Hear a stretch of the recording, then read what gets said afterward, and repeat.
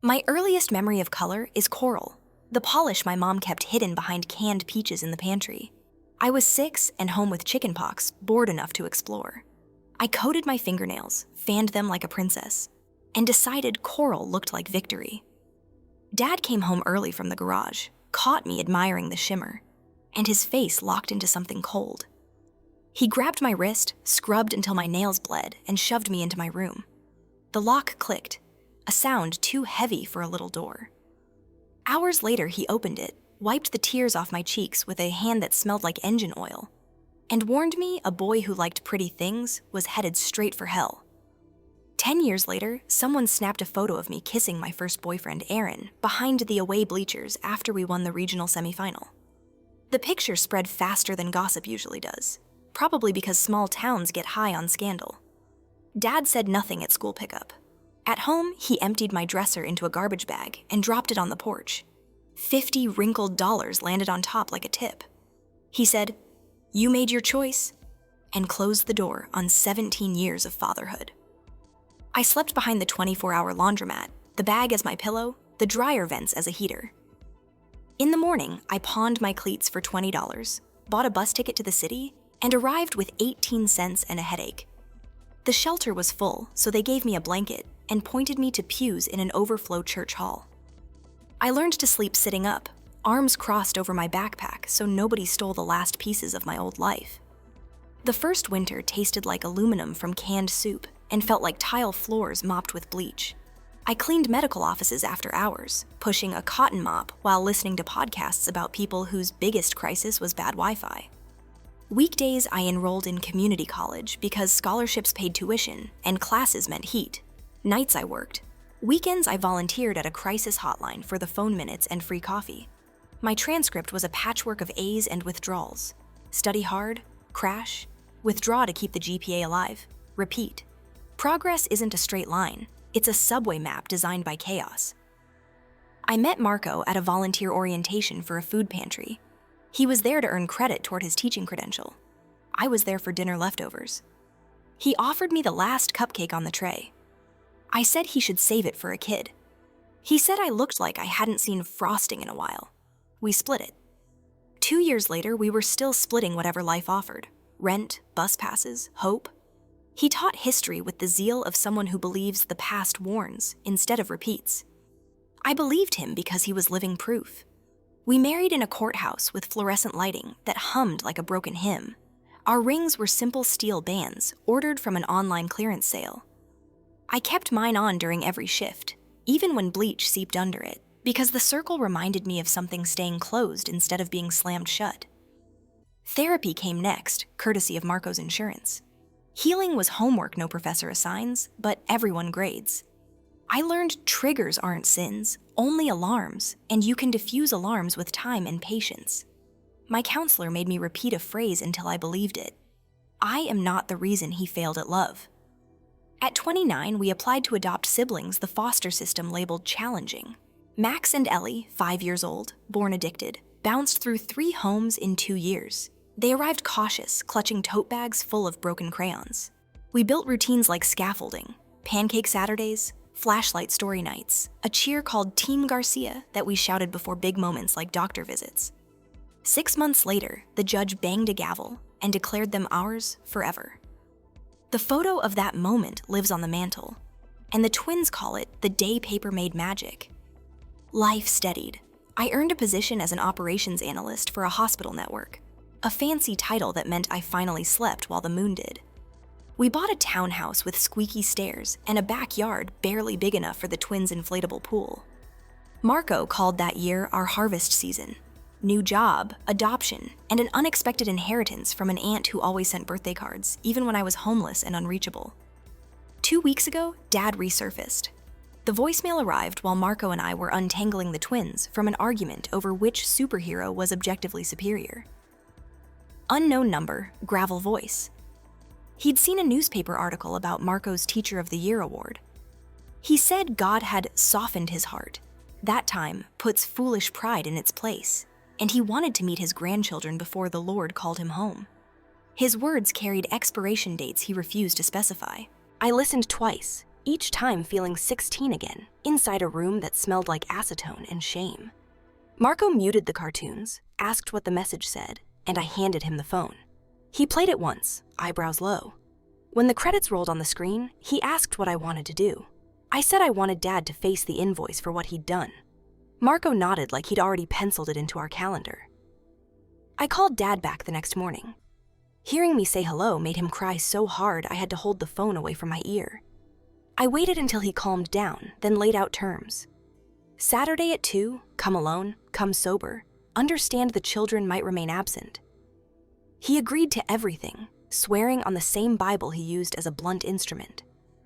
Friday night, we prepped the house the way curators prep a gallery, selecting exhibits that told the right story. On the mantle, we placed only photos dated after my 18th birthday. Me in cap and gown, me crossing marathon finish lines, me and Marco in front of our first apartment with paint rollers. The biggest frame held the adoption day photo, 4 smiles beneath a courthouse seal, proof you can sign love into law. On the dining table, we arranged a portfolio of documents. ER bills from the night white supremacist teens jumped me outside a shelter. Tuition statements stamped paid. Therapy invoices, the deed to our townhouse, the twins' final adoption order. Each page was a receipt Dad never saw. Saturday came smelling like fresh coffee and tension. Dad's pickup rattled into the driveway at 2 on the dot. I watched from the upstairs hallway, heart steady like a drum major's count. He sat inside the truck for a full minute, hands white on the steering wheel. I opened the door before he knocked. Age had carved him down. The broad-shouldered man who lifted engines now struggled under a flannel jacket.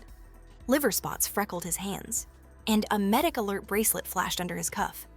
End-stage liver disease. I noticed the tremor in his grip when we shook hands. Old anger flickered inside me, but it felt distant, like lightning over another county. We sat at the dining table. He stared at the water I poured like it might scald him. I asked how the drive was. He answered too quickly, words skittering. Then apologies began, spilling over each other, phrases like, old teachings, misplaced fear, my biggest regret. The language of cowardice uses passive verbs. Nothing happened. Mistakes were made. Hearts were broken. When he paused to breathe, I pushed the folder toward him. "What is this?" he asked. "Proof." I kept my voice calm. "Of the cost." Inside, he found itemized bills, therapy receipts, tuition statements, the letter from a cardiologist who treated me when stress carved arrhythmia into my 20s. He saw photos, me on a shelter cot, me scrubbing toilets, a copy of the first paycheck stub that read intern instead of custodian. He kept turning pages until his hands shook so hard I thought the papers would tear. Tears pooled in his eyes. "I'm sorry," he whispered. "I believe you," I said. "But sorry is a coupon that expired 15 years ago." He flinched. "Let me meet them. Let me see the life you made." "You'll see it," I said. "Just not in person." He frowned, confused. I retrieved a second document, my notarized refusal to be an organ donor for him. "The hospital contacted me as next of kin," I explained. "They wanted to test compatibility for a transplant. I declined and removed my consent in case I die first." He recoiled as if slapped. "I didn't come to ask for your liver," he protested, but guilt bloomed across his face before the sentence finished. "Maybe not consciously," I said, "but you wouldn't have said no if I offered." Silence swallowed us. I counted 5 heartbeats. Then I placed the final papers in front of him. A legally drafted agreement to sell the family farmhouse and split the proceeds between 2 beneficiaries. One was the shelter that kept me alive. The other was the adoption fund that helped make Max and Ellie ours. He read the numbers, jaw slack. "Half?" "Half buys restitution," I said. "Redemption costs extra." He pressed a palm to his chest, breathing shallow. "And if I sign, do I still never meet them?" "You sign because it's right, not because it buys access. My children don't need to be props in your salvation story." He shut his eyes. Minutes passed. When he opened them, resolve had replaced pleading. "I'll sign," he said. "I don't deserve to see them." He signed every line with a hand that shook like a broken metronome. I notarized with the stamp I'd prearranged. The notary was our neighbor and owed us a favor. Dad watched me slide the papers into a pre-addressed envelope and seal it. We stood. In the hallway, he paused at a photo of Marco and me at Pride. Rainbow flags draped over our shoulders like superhero capes. He reached for it, then stopped, fingers hovering. "You look happy," he said. "I am." He nodded, stepped outside, and hesitated on the porch. "Do they know about me?" he asked. "They know someone hurt Papa when he was younger," I said. "That's enough story for now." He accepted that. I watched until the pickup disappeared. The gate clicked shut like punctuation. Marco and the twins returned an hour later, arms full of library books. Max insisted I read the dinosaur one immediately. Ellie corrected every mispronounced Latin name. I glanced at the folder, now resting in the shredder bin, and felt something uncoil inside my chest 3 days passed before the shelter director called, voice quivering. An anonymous donation covered a new wing. The adoption fund emailed the same day. Another anonymous gift had cleared their waiting list backlog. The routing numbers matched my father's bank. A week later, a certified letter arrived. Inside was a simple note from Dad. "Thank you for letting me do one right thing. No plea for contact, no address." I folded the paper and filed it under closed accounts. Dad died last night. The hospital left a message at dawn. I didn't return the call. Instead, I took the twins to the park. We built a fortress from mulch and pretended dragons lurked beyond the slide. Marco snapped photos while I hammed it up as the brave knight.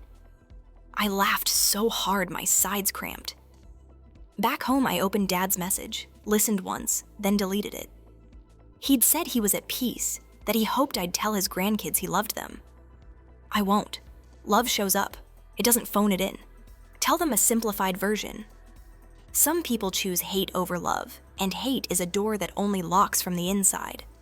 They will learn doors can be walked past instead of knocked on.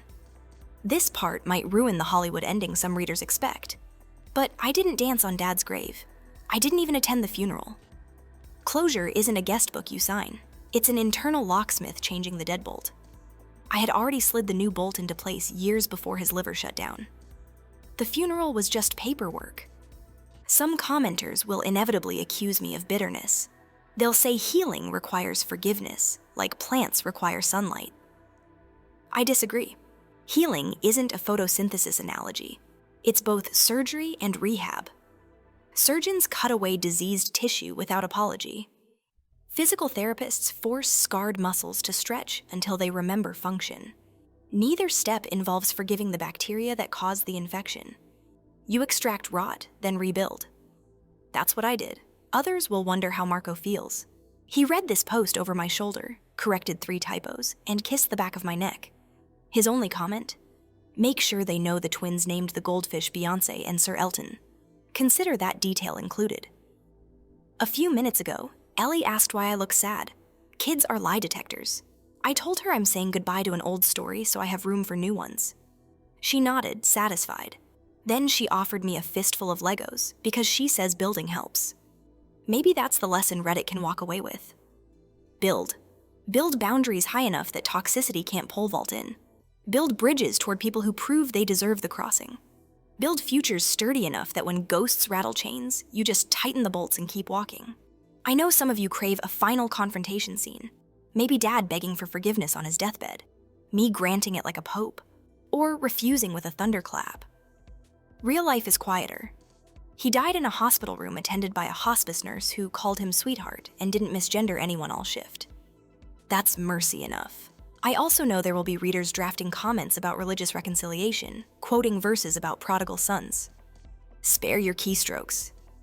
I read the whole Bible before I turned 15, searching for loopholes that would let Dad love me. I know every translation of every forgiveness verse you can name.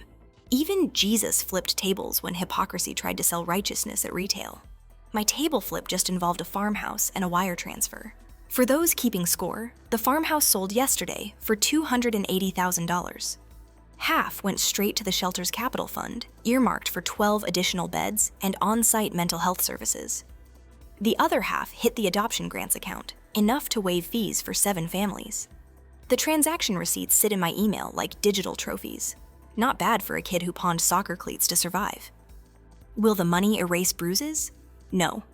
Money is aspirin, not cure. But it buys blankets, therapy, and a chance for kids to build new narratives before scar tissue sets. And that might keep them from writing posts like this in 20 years. Some readers will still press. But what if he were truly sorry? Here's the thing. I believed he was sorry. I also believed he was tired, sick, and staring at death like a creditor. Regret isn't the same as repentance. Repentance requires repayment. He repaid. Debt closed. Ledger balanced. No interest owed, no access granted. That's the difference between courtroom justice and restorative justice. Mine demanded restitution, but not relationship. Last piece of the puzzle. What about me? What's next? Tonight we're making spaghetti because it's cheap and kids consider noodles a food group. Marco will read the twins a chapter from the illustrated history book he authored on a dare from his students.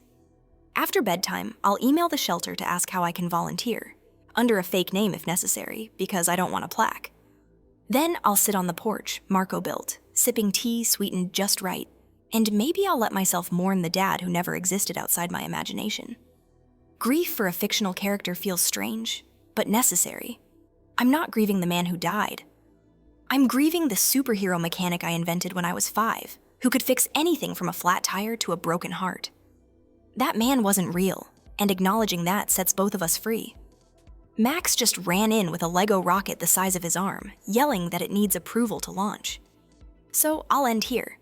If you're still reading, congratulations. Attention span is a superpower in the swipe era. Use it to listen to people who earn your trust, not those who inherited a title. And if you're that kid on borrowed Wi-Fi, thumb hovering over a text that might get you disowned, here's my advice. Choose truth anyway. The temporary floor of exile beats the permanent ceiling of a lie. Your future self, the one with a partner who laughs at your jokes, maybe kids who worship your pancake flipping skill, will thank you. And if the people who should have loved you first choose doctrine over you, invoice them later. Principal plus interest, payable through whatever currency hurts enough to teach them. Consider this post your permission slip to protect yourself without apology, and keep choosing hope over regret. That's the story. It isn't fiction, though it sometimes feels too scripted to be reality. Trauma is an unsupervised playwright. It loves dramatic irony. But unlike childhood, I get final edit, word count met, moral delivered, and comments open. Do your worst or your best. I'm going to go launch a rocket.